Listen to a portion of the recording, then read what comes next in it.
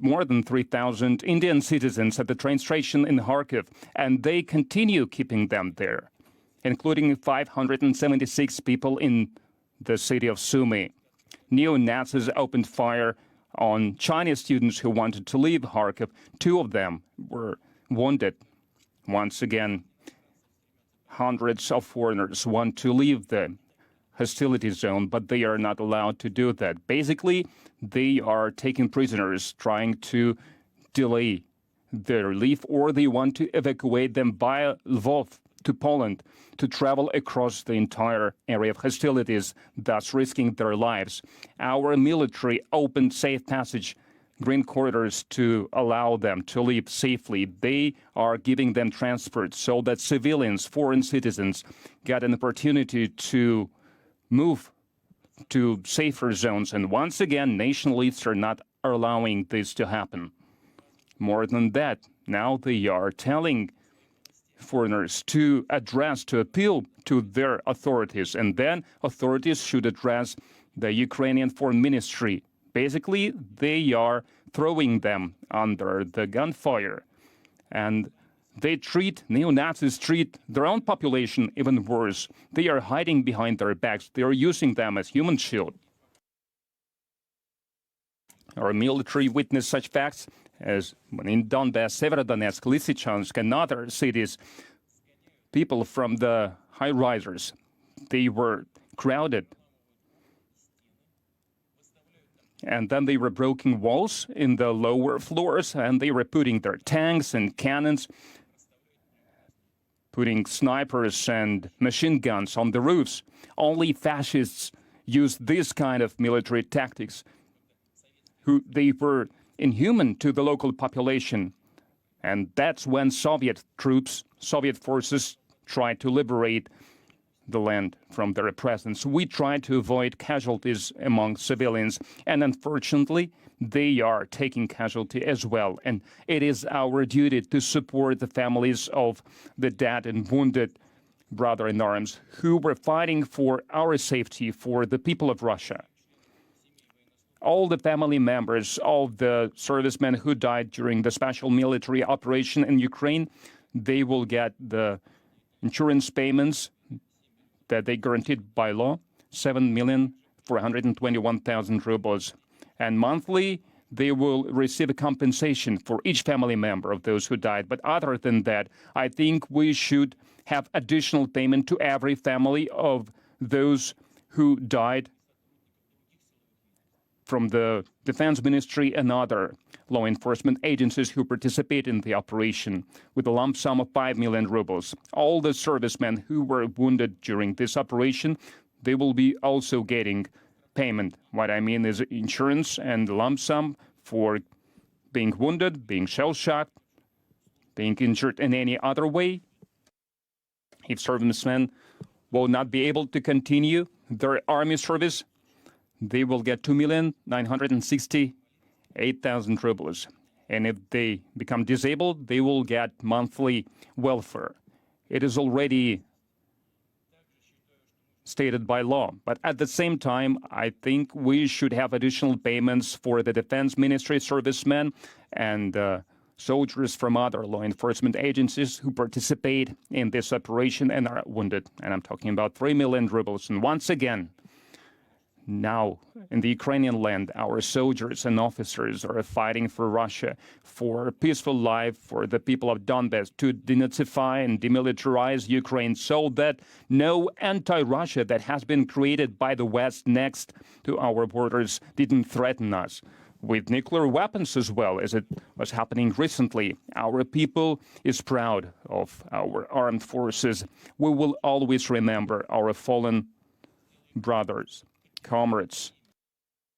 We will do everything to support their families, their children, to educate them, to support their close ones and loved ones.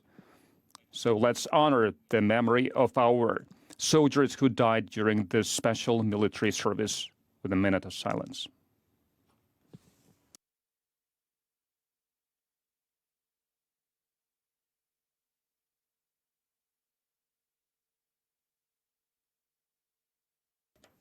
Please.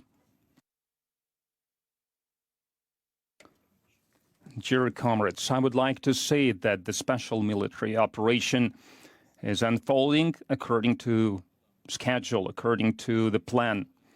All the goals set by us has been achieved. The Defense Ministry is going to give a more detailed report about that. Mr. Shoigu, please.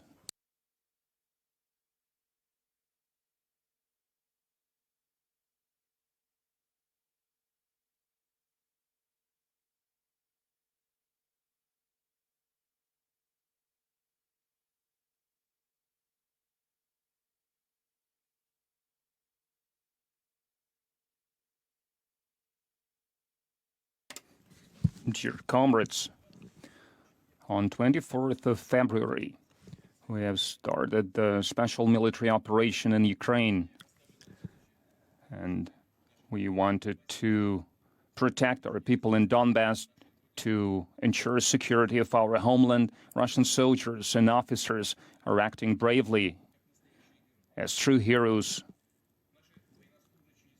Our servicemen are fighting resiliently with absolute understanding of the righteousness of their cause. Even after being wounded, soldiers and officers continue fighting.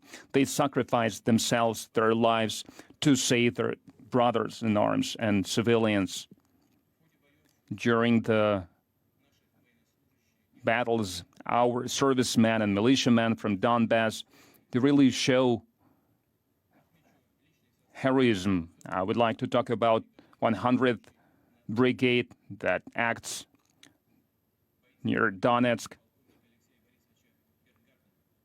Alexei Berngantner, Colonel Alexei Berngantner, near Volnevacha, they pierced through layer defense. Nationalists have been building and equipping this defense for almost 8 years.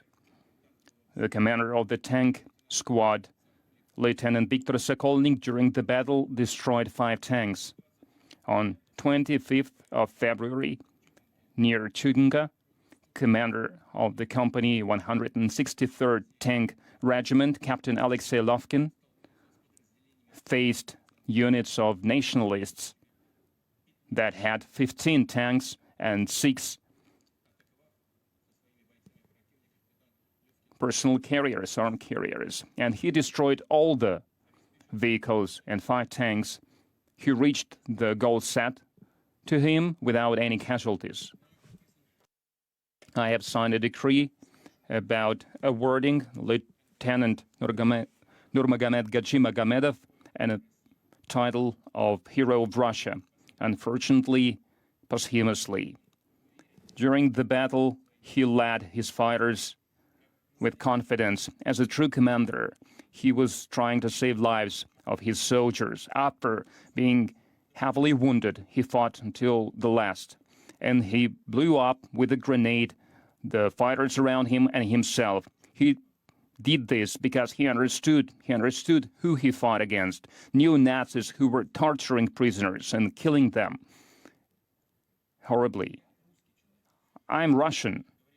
And as the saying goes, I have Ivans and Marias among my families mostly, but when I see examples of such heroic behavior as this exploit by this young guy, Mr. Nurmagomedov, a Dagestani, Lak person, other our warriors, I would like to say I'm Lak as well. I'm Dagestani, I'm Chechen, I'm Ingush, Russian, Tatar, Jewish, Mordvin, Ossetian. There are more than 300 ethnic groups, national groups in Russia, and I can go on and on listing them. I think you understand why I can't do it now, but I'm proud of being part of this world, part of this mighty, strong, multi-ethnic people of Russia. And at the same time, I will now never renounce my statement that Russians and Ukrainians are the same people, even though part of Ukrainians were intimidated. A lot of them were brainwashed by the Nazi propaganda. And some of them did this deliberately, followed the path of Bandera followers and other collaborators of Nazis who during the Great Patriotic War fought on the side of Hitler. And the fact that we are fighting neo-Nazis is proven by how the fighting goes. Nationalists and neo-Nazis units, and among them there are foreign mercenaries as well, including mercenaries from the Middle East, hiding behind civilians, using them as human shields. And I've said that before. We have facts, we have photographs of how they deploy heavy weaponry in residential areas of cities. And that's how they do. That's how the worst gangsters are doing it. And instead of fulfilling their promises about removing the weapons from residential areas, from kindergartens, from hospitals, they do the opposite. They put more mortar guns, more tanks, more artillery in there. And they are taking hostage foreign citizens, including thousands of students, those who studied, who went to college in Ukraine for more than one day. At the train station in Kharkiv, 3,179 Indian citizens were held prisoner there. And they're still there. Most of them are still there, including 576 people in Sumy. Neo-Nazis opened fire on Chinese students who tried to leave Kharkiv. 2 of them were wounded. Once again, hundreds of foreigners want to leave the area of hostilities, but they are not allowed to. Basically, they are taking prisoners, or they suggest to evacuate via Lvov to Poland. So they want them to move across the entire hostilities zone, putting their lives under risk. Our servicemen opened corridors in all the areas where the battle is going. They are providing them with transport so that civilians, foreign citizens, had a chance to move to safer zones. Once again, nationalists are not allowing to do that. More than that.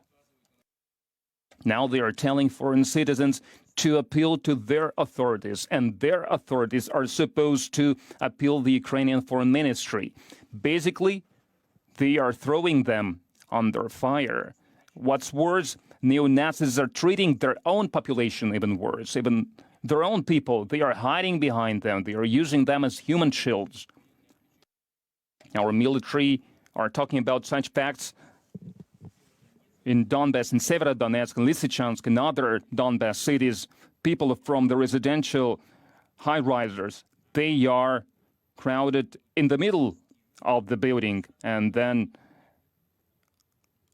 on the bottom floors, on the ground floors, they deploy tanks and cannons, and on the roof, they deploy machine guns and snipers. Only fascists use these military tactics. They use such an inhumane attitude towards civilians when Soviet forces fought against them, including when they liberated the territory of Ukraine. Our soldiers and officers try to avoid civilian casualties, and unfortunately, they take casualties themselves. And our duty is to support the families of our killed in action and wounded in action who fought for the security of our homeland, for our people of Russia. All the family members of the servicemen who died during the special military operation in Ukraine will get insurance payments as per the law and lump sums, more than 7 million rubles, and they will also get monthly compensation to every family member of those who were killed. But other than that, I think it is necessary to have additional payment to every family of those who were killed. I'm talking about servicemen of the Defense Ministry and from the officers from other, soldiers from other law enforcement agency of 5 million rubles. All the servicemen who were wounded during the operation will also get compensation. What I mean is insurance payments and lump sums for getting wounded, injured, or shell-shocked. If a serviceman can't continue his contract with the armed forces, he will be reimbursed with 2,800,000 rubles. If they become disabled, they will get monthly welfare. All these measures are already in legislation. At the same time, I think we should have additional payments for the servicemen of the Defense Ministry and of other law enforcement agencies that participate in the operation and who were wounded, which is 3 million rubles. Once again, I would like to underscore, now in Ukraine, our soldiers and officers are fighting for Russia, for a peaceful life of the people of Donbass to denazify and demilitarize Ukraine so that no anti-Russia that has been built by the West next to our borders didn't threaten us with nuclear weapons as well, as that has been happening recently. Our people are proud of their armed forces. We will always remember our fallen comrades. We will do everything to support their families, their children, to educate them, to support their close ones and loved ones. Let's honor the memory of our warriors who were killed when they were realizing their duty during the operation in Ukraine.